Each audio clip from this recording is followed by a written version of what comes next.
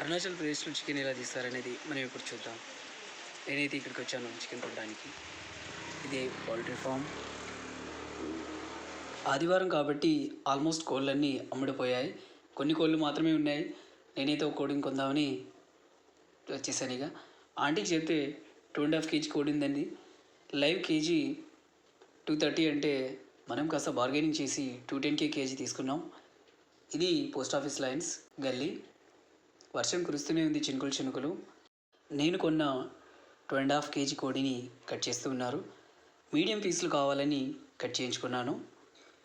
కనిపించే ఈ poultry farm అనేది మొత్తం అస్సాం నుంచి వచ్చే కోళ్ళు. లోపల చూసారా ఎలా ఉంది అనేది, క్లీనింగ్ చేసేది అండ్ సిలిండర్ మొత్తం ఉడిన్తో తయారు చేసిన ఇల్లు ఇది. బ్యాంబూ ట్రీస్ అనేవి చాలా బెటర్గా యూజ్ అవుతాయి ఇక్కడ. ఇంకా కట్ అవుతూనే ఉంది మా చికెన్. ఎదురుగా ఉన్నది సిసి డిపార్ట్మెంటల్ స్టోర్. ఆల్మోస్ట్ ప్రతి ఐటమ్స్ మేము ఇక్కడి నుంచే కొనుక్కుంటూ ఉంటాం. ఇక చికెన్ తీసుకొని అయితే వచ్చేసాను. మొత్తం క్లీన్ చేసేసి బౌల్లో పెట్టేశాను. ఇక మొత్తం కచరా అంతా తీసేసి నీట్గా పేర్ చేసి 2.5 కేజీ కాస్త కచరా మొత్తం పోయి వేస్ట్ పోయి 2 కేజీస్ మాత్రమే ఉన్నాయి. 2 కేజీస్తో బిర్యానీ ఎలా చేయాలో ఇప్పుడు నేను సెట్ చేసుకుంటున్నాను. కొన్ని 10 రూపాయలకు దొరికే మసాలా ఐటమ్స్ తీసుకుని వచ్చి లవంగాలు, అలాగే జాజికాయ, జాపత్రి, ఈ మసాలా బిర్యానీ అనేది ప్రతి ఒక్కటి యాడ్ చేసి ఫస్ట్ అయితే వాటిని పేస్ట్ చేసుకున్నాను. ఆ తర్వాత కొన్నింటిని అలాగే ఉంచి బౌల్లో ఆయిల్ పెట్టేసి ఆయిల్లో అన్ని మసాలాలు యాడ్ చేసేసి ఆ తర్వాత అల్లం యాడ్ చేసేసాను. మీడియం ఫ్లేమ్లో వేయించేసి అల్లం మొత్తానికి స్మెల్ బాగా వచ్చేలా ఫ్రై చేసేసి ఉంచేసా. ఆలోపు మనం చికెన్ మారినేట్ చేయడానికి కావాల్సిన అన్ని మసాలాలు తీసుకుందాం. ఉప్పు, మసాలా, అలాగే జాజికాయ, జాపత్రి, లవంగాలు, పెరుగు, కొన్ని ఆయిల్ తీసుకొని మొత్తం మిక్స్ చేసేసి అందులో చికెన్ యాడ్ చేసేసా. మసాలా చికెన్కు బాగా అంటే విధంగా మిక్స్ చేసేసాను. ఇప్పుడు రైస్ కోసమని నేను మసాలా మొత్తం పెట్టేసి వాటర్ పెట్టేసి బాయిల్ చేసేస్తున్నాను. ఓకే, వాటర్ అయితే వేడెక్కాయి. ఇక రైస్ మొత్తం ముందే నానబెట్టుకున్న బిర్యానీ రైస్ పెట్టేశాను. అంటే నార్మల్ రైస్ యూజ్ చేశాను, బిర్యానీ రైస్ అయితే కాదు. ఇక చూద్దాం, కాసేపు వెయిట్ చేద్దాం. ఓకే, ఉడుకుతుంది. Okay, set. మొత్తానికి అయితే ఉడికేసింది. వాటర్ కాస్త ఉన్నది వంపేసి పెట్టేద్దాం అనుకుంటున్నాను.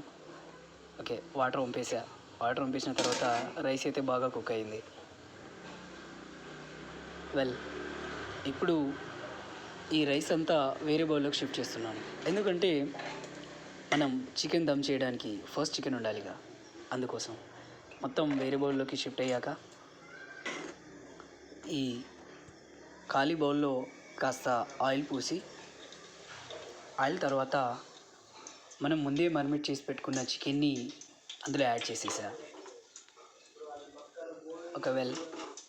ఒక్కో పీస్ని బౌల్లోకి షిఫ్ట్ చేశాను. బౌల్లో పీసెస్లన్నీ యాడ్ అయిన తర్వాత లో ఫ్లేమ్లో మనం సిలిండర్ నించాలి. మరీ హెవీ ఫ్లేమ్లో ఉంటే ముందే కాలిపోతాయి.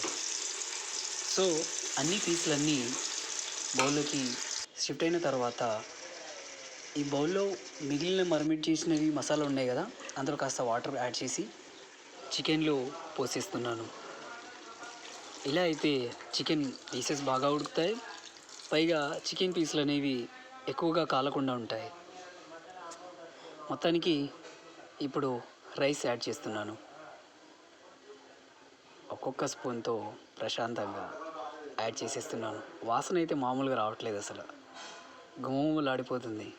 ప్రిపేర్ అయిన తర్వాత చూడాలి ఎలా ఉంటుంది అనేది. మొత్తానికి యాడ్ చేసేసిన తర్వాత లైట్గా నేను రెడ్ కలర్ని యాడ్ చేస్తున్నాను.